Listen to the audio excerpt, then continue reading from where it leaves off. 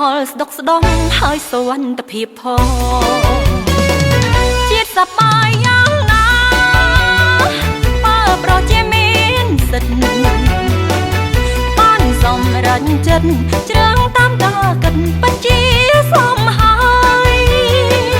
តម្រូវការបានឆ្លើយកម្ពុជាសុខហើយស្បើយអស់ពីទុក្ខា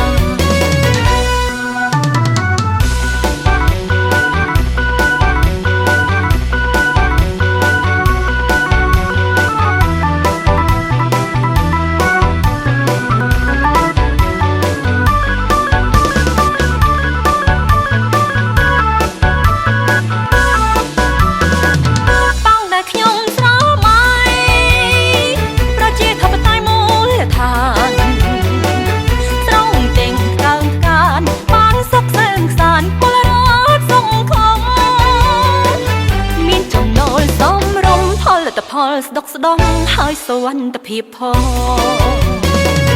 ជាតិសប្បាយយ៉ាងណា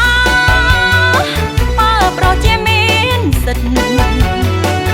បានសម្រេចចិត្តជ្រើងតាមតកិនបញ្ជាសម